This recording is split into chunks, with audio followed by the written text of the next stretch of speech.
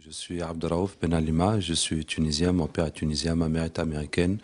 J'ai 43 ans, j'habite en France depuis 1986, ça fait donc 27 ans. Je suis ingénieur en statistique et économie, j'ai été champion olympique en mathématiques. J'ai aussi une maîtrise d'arabe, je suis aussi Hafiz al-Quran, je suis éditeur, traducteur et auteur d'une vingtaine d'ouvrages dans les éditions Le Figuier que j'ai fondé, et je suis aussi raqi professionnel, donc soignant des maladies mystiques, de sorcellerie, de djinn, de mauvais œil. Avec le Coran et la Sunna du prophète sallallahu alayhi wa sallam, je passe le plus clair de mon temps en Afrique dans des campagnes de ruqya pour soigner, former et installer des centres de ruqya. Alors vous êtes soignant, est-ce qu'on peut dire de vous que vous êtes un guérisseur? Oui, guérisseur est le terme, on peut dire guérisseur religieux, guérisseur coranique. Il faut savoir que Allah tabaraka wa ta'ala a préféré les hommes aux djinns. Parce qu'Allah ta'ala dit « Inni ja'ilun fil ardi khalifa » je vais mettre un calife sur terre, alors que les djinns étaient déjà sur terre. Donc c'est l'homme qui est le calife d'Allah sur terre, ce n'est pas les djinns. Et quand Allah a créé Adam alayhi salam, Allah a ordonné à Iblis de se prosterner à Adam et n'a pas demandé à Adam de se prosterner à Iblis. Et tous les prophètes qu'Allah ta'ala a envoyés sont uniquement des humains. Il n'y avait jamais de prophète djinn. Donc c'est les hommes qui étaient prophètes pour les hommes et pour les djinns. Donc c'est ainsi qu'Allah a préféré les hommes aux djinns. Et il en résulte que, quelle que soit la façon qu'un djinn attaque un humain, on peut facilement le dominer, on peut même le tuer. Nous abordons ici un sujet qui est très délicat dans nos sociétés, c'est le monde du paranormal. Alors quel rapport, quel lien a le monde musulman avec le monde du paranormal? Est-ce que ce monde existe réellement ou est-ce que ce ne sont que des superstitions? Alors l'islam reconnaît parfaitement l'existence du monde paranormal, le monde des djinns, des génies, des esprits, y compris les mauvais esprits, les diables, les ifrits, les satans. Bon, il y a le monde des anges qui n'interfère pas tellement avec le monde des humains. L'islam reconnaît aussi l'existence de la sorcellerie, puisqu'Allah nous dit min sharri nafathati fil uqad, on demande à Allah de nous préserver du mal de celles qui soufflent dans les nœuds. Donc la sorcellerie, ça existe, ça a un effet réel. C'est une action satanique qui est interdite par la religion et qu'on peut soigner à travers le Coran. Alors est-ce que pour croire au djinn, est-ce qu'il faut être spécialement croyant, croire en Dieu pour pouvoir croire à ce monde parallèle? En tout cas, un musulman doit y croire, puisqu'Allah a dit « Je n'ai créé les djinns et les hommes que pour m'adorer ». Il y a aussi une sourate qui s'appelle les djinns dans le Coran, qui raconte comment les djinns ont écouté la lecture du prophète sallallahu alayhi wa sallam, sa prière, et suite à cela se sont convertis. Le diable aussi, Iblis, innahu kana min al-jinni fafasqa an amri rabbih, c'était un djinn, et il s'est rebellé contre l'ordre de son Seigneur. Donc ça fait partie de la croyance musulmane. Il arrive que les djinns apparaissent dans notre vie. Alors, on ne voit pas les djinns dans leur forme réelle. Il vous voit, lui et les siens, d'où vous ne les voyez pas. Mais il arrive que les djinns se prennent forme, se mettent dans des formes, que ce soit de serpents, de chiens, de chats, d'oiseaux, ou bien d'humains. C'est quelque chose de rare, mais ça existe. Que sont ces djinns dont on parle? Les djinns sont créés de feu. Donc c'est une énergie fluide et transparente. Dans leur état naturel, on ne les voit pas. Bon, il est très rare que les djinns apparaissent dans la vie des humains. Ils apparaissent plus dans les rêves. Bon, dans l'état normal, ils vivent séparément des humains, sauf les diables, dont la mission est de nous égarer, donc de nous insuffler les mauvaises pensées pour nous écarter du droit chemin. Vous pouvez expérimenter ça quand vous essayez de prier et vous n'arrivez vraiment pas à vous concentrer, alors que pour toute autre activité, vous vous concentrez sans problème, parce que c'est le shaitan qui va agir spécifiquement pour vous égarer. Maintenant, en dehors de cela, il arrive que les djinns interfèrent sur la vie des hommes, surtout par l'intermédiaire de la sorcellerie. D'autres causes aussi font qu'ils peuvent intervenir dans la vie des humains. Alors Comment peuvent-ils interférer dans la vie des humains, justement? Comment se présentent-ils? Est-ce qu'ils ont une forme humaine? Est-ce que c'est de la fumée? Comment est-ce qu'on peut les reconnaître, ces djinns?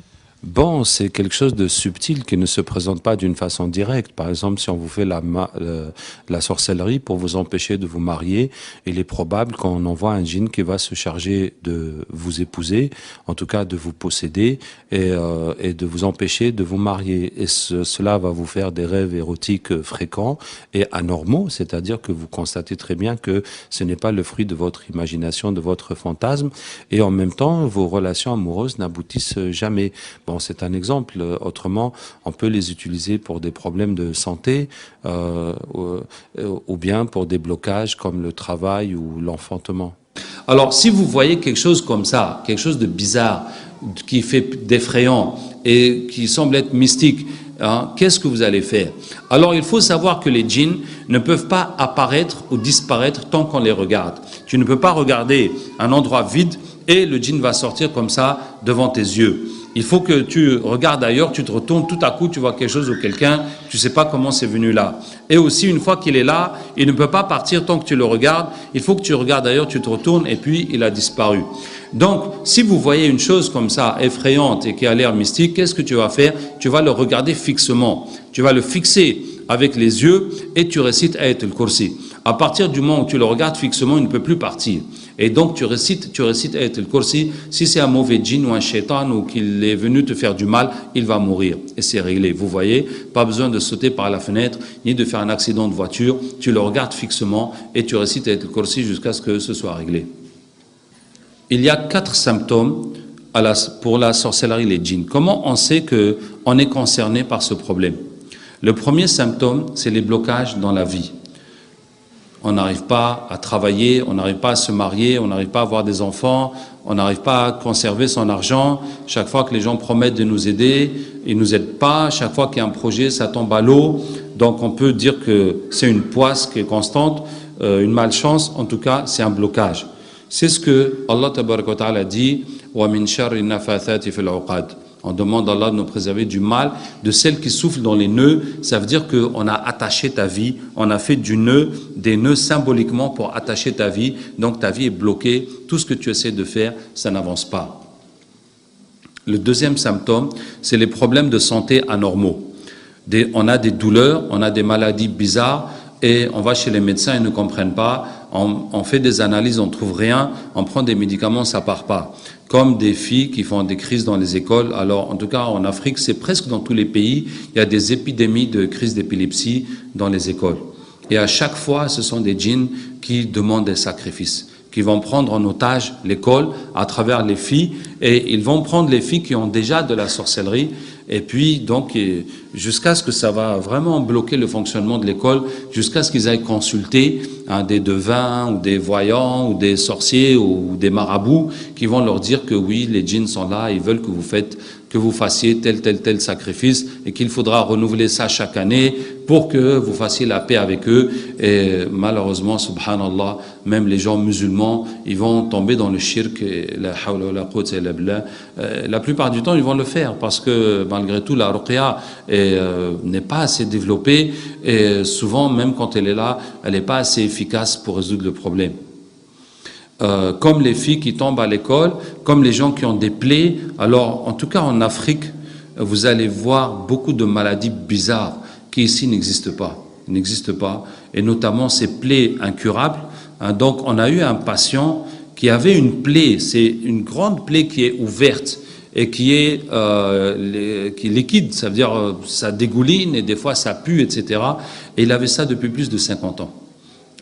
C'est quelque chose d'inimaginable. Et ça défie vraiment la médecine. Comment on peut avoir une plaie ouverte sans qu'il n'y ait eu de cause à la base, il n'y a pas eu de coupure ou d'accident, et la plaie est née, puis elle s'est ouverte, elle est immense, et ça reste comme ça pendant des années, ça pourrit pas, et puis ça se guérit pas. Bon.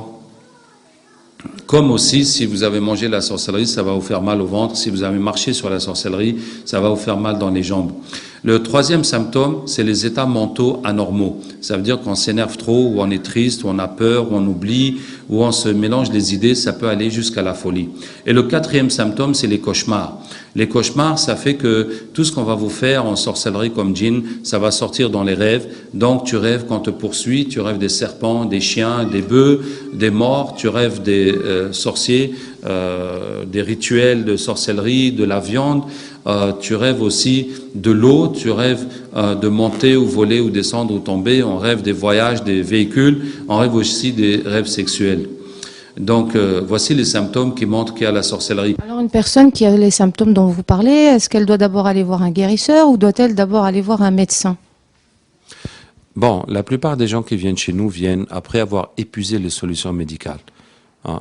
Donc, bon, le réflexe de la majorité, c'est d'aller voir un médecin quand il voit que ça n'aboutit pas et puis que ça n'a pas d'explication. C'est là qu'il va rechercher d'autres genres de solutions. Bon, sauf ceux qui n'arrivent pas à se marier ou n'arrivent pas à travailler. Ce n'est pas un problème physique qui pourrait relever de la médecine.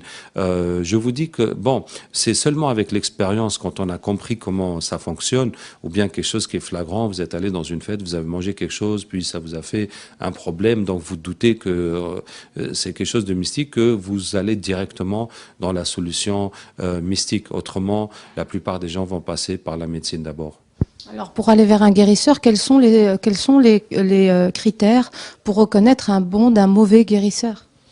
Alors, effectivement, il y a beaucoup de charlatans et puis il y a beaucoup de sorciers qui se passent pour des guérisseurs et qui ont les apparences de la religion. C'est très malheureux, mais c'est une réalité que nous vivons. Donc, il faut vous assurer que la personne soigne d'une façon conforme à l'islam. Alors, il y a 4 choses qui relèvent du shirk, qui relèvent de l'associationnisme et qu'il ne faut pas faire, qui sont porter des amulettes, des gris-gris de protection ou de guérison, des bagues ou des bracelets aussi de chance et de protection, utiliser des noms de djinns dans des écritures ou bien dans des invocations ou dans des dhikrs et aussi des sacrifices faits pour les djinns. Donc ça, c'est les choses qu'il faut laisser. Et donc il faut aller vers une personne qui vous soigne par le Coran, qui ne va pas vous prédire l'avenir, ni même les choses du passé. Pour résumer, il y a 4 choses qui sont du shirk et que beaucoup de musulmans ne savent pas. D'abord, c'est les gris-gris, les talismans qu'on attache sur son corps ou qu'on porte dans son porte-monnaie ou qu'on met dans la maison, qu'on attache, qu'on enterre quelque part. Deuxièmement, les bagues ou les bracelets de protection ou de chance. Donc on ne parle pas des bijoux de décoration, on parle de ce qui est fait pour protéger ou pour porter chance. Et troisièmement, utiliser les noms des djinns, que ce soit dans les écritures ou dans le dhikr ou dans le dua. Et quatrièmement, les sacrifices qui sont faits pour les djinns, que ce soit du sang, des choses qu'on égorge, ou bien de l'eau qu'on verse, ou du lait, ou n'importe quel genre de sacrifice. Donc voici les choses qui sont du shirk et qu'il faut laisser absolument. Qu'Allah Ta'ala nous aide. Et à ceux qui ne maîtrisent pas l'arabe, même ceux qui maîtrisent l'arabe, je dois vous dire que si vous lisez des invocations complexes, des invocations qui ne sont pas dans les hadiths, qui ne sont pas dans le Coran, il faut vraiment vous assurer des paroles que vous êtes en train de lire.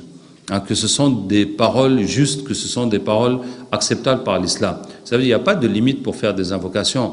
Tu peux dire Ya Allah, les noms d'Allah, la puissance d'Allah, et demander des savants, des salihin, peuvent comme ça faire des invocations. Il n'y a pas de limite dans ça, mais il faut absolument que les paroles qu'on dit soient conformes à la religion. Et je vais vous donner 2 exemples. Je vais m'étendre un peu sur ce cas parce que je découvre de plus en plus des gens qui ont trouvé des invocations dans des livres et qui les répètent et puis qui pensent qu'ils ont trouvé une super invocation qui marche alors que c'est du shirk. Je vous donne un premier exemple. C'était une sœur qui m'a montré un dua qu'on lui a donné qui consiste à faire 4 rak'at. Dans la première rak'at, lire Ayat al-Nur, Allahu Nur as-samawati wal ard 10 fois, dans la deuxième 20 fois, dans la troisième 30 fois, dans la quatrième 40 fois, et après dire La ilaha illallah, je ne sais pas si c'est 200 ou 300 fois, et puis l'istighfar, salat al-Nabi, sallallahu alayhi wa sallam, et puis de faire une salat particulière, Allahumma salli ala Sayyidina Muhammadin, as-sabiqi lil khalqi nuruhu, wa rahmatan lil alamin dhuhuruhu. Et Allah prie sur notre maître Muhammad, sallallahu alayhi wa sallam, dont la lumière précède la création. As-sabiqi lil khalqi nuruhu wa rahmatan lil alamin dhuhuruhu, et dont la venue est une miséricorde pour l'existence. Donc, que le prophète sallam soit une miséricorde pour l'existence, c'est le Coran qui le dit, mais que sa lumière précède la création, là il y a un problème. Parce que si on dit que la lumière du prophète sallallahu alayhi wa sallam était avant la création, ça veut dire que ça ne fait pas partie de la création. Est-ce que vous voyez? Ça veut dire que ça ne fait pas partie de la création. Ça veut dire que la lumière du prophète sallallahu alayhi wa sallam, elle était avant la création, donc ça ne fait pas partie, ce n'est pas une créature. Donc ça fait partie du créateur. Est-ce que vous voyez?